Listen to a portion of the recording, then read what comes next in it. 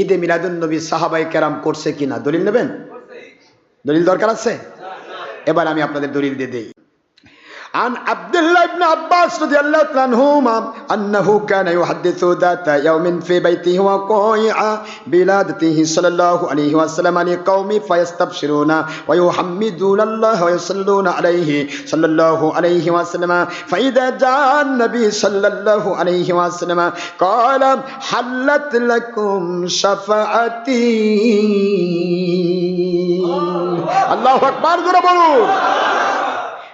আপনারা কিতাবাত তানবীর মাউলুদুল বাশির নাজির সুবুলুল হুদা ফি মাউলিদ মুস্তাফা সাল্লাল্লাহু আলাইহি সাল্লাম খুললে পাবেন আন-নিমাতুল কুবরা আলাল আরাম, বিশ্ব সমাদৃত কিতাব, হাদিস কোরেশন গ্রন্থ। জয় হাদিসের কিতাবের প্রথম খণ্ড 11 পৃষ্ঠা 13 লাইনের পরে হাদিস শরীফ আছে।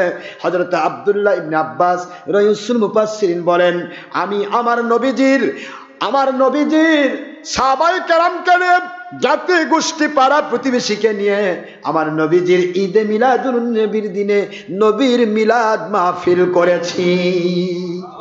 সুবহানাল্লাহ, জোরে বলেন না কেন? এটা কি কষ্ট পাচ্ছেন নাকি? কানা ইউহাদ্দিসু যাতা ইয়াউমিন ফি বাইতিহি, তার বাড়িতে, ওয়া কয়আ বিলাদাতিহি, নবীজির বিলাদত, নবীজির মিলাদ, নবীজির মাউলিদ, নবজুর মাউলুদ। কথা বুঝতেছেন না বুঝেন না? মিলাদ মাহফিল সম্পর্কে তিনি আলোচনা করতেছিলেন।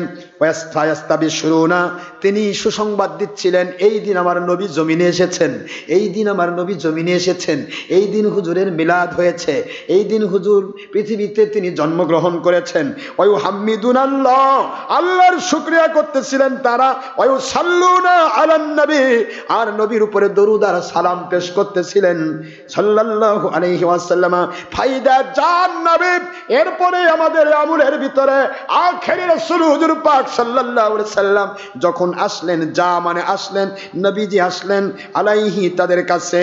কয়লা হাল্লাত লাকুম শাফাতি, আয় আব্দুল্লাহ ইবনে আব্বাস রাইসুল মুফাসসিরিন, আমার চাচাতো ভাই, আপনি যে আমল করছেন, এই আমল পরবর্তীতে যারা করবে সকলের জন্য আমি নবীজির সুপারিশ করা ওয়াজিব হয়ে যাবে। আল্লাহু আকবার, জোরে বলুন।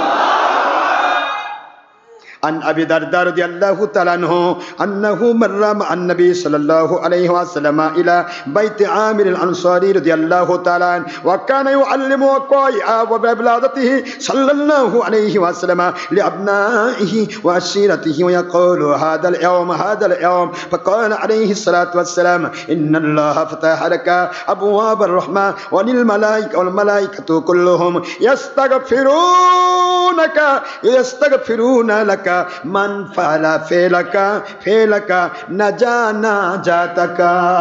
আল্লাহু আকবার, জোরে বলুন। ভাইরা আমার খেয়াল করুন, আবু দারদা রাদিয়াল্লাহু আনহু আবু আমের আনসারী রাদিয়াল্লাহু আনহু বাড়িতে গেলেন নবীজির সাথে। মাররা, তিনি বলতেছেন, আমার নবীকে নিয়ে আমি আবু আমের আনসারীর বাড়িতে গেলাম। আবু আমের আনসারী ও সাহাবী, আবু দারদা ও সাহাবী, আব্দুল্লাহ ইবনে আব্বাস ও সাহাবী। সুবহানাল্লাহ বলবেন না? তিনি বলতেছেন, সেখানে গিয়ে দেখতে পেলাম আবু আমের আনসারী রাদিয়াল্লাহু তাআলা আনহু, তিনি কি করছেন? আমার নবীজির মিলাদ মাহফিলের আয়োজন করেছেন। সোমবার দিন 12 রবিউল আউয়াল দিনে ঈদে মিলাদুন নবী তিনি পালন করছেন সবাইকে নিয়ে।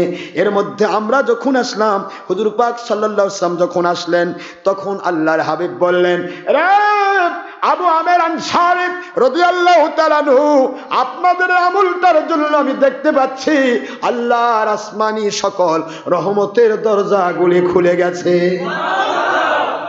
হে আবু আমের আনসারী রাদিয়াল্লাহু আনহু, আল্লাহ রহমতের সমস্ত ফেরেশতারা আপনাদের জন্য দোয়া করছেন। আপনারা যে আমলটা করছেন, এই আমলের জন্য আমি নবীর সুপারিশ তো ওয়াজিব হবে। আর আপনারা যে আমল করছেন, মান ফেলাকা, আপনারা যে কাজটা করছেন, এ কাজ পরবর্তীতে যারা করবে না জাতাকা, আপনারা যে মর্যাদা পাচ্ছেন, আপনাদের জন্য যেমন আল্লাহ রহমতের ফেরেশতা দোয়া করছে, আপনাদের জন্য যেমন আসমানি রহমতের সকল দরজা খুলে গেছে, আপনাদের জন্য যেমন আমি নবীজির সুপারিশ ওয়াজিব হয়ে গেছে, অনুরূপ ভাবে তারাও সেই মর্যাদাগুলি পাবে যারা পরবর্তীতে আপনাদের আমলগুলি করতে থাকবে। নারায়ে তাকবীর। পবিত্র ঈদ মিলাদুন নবী, সিদ্দিক আকবর শরীফের মুর্শিদ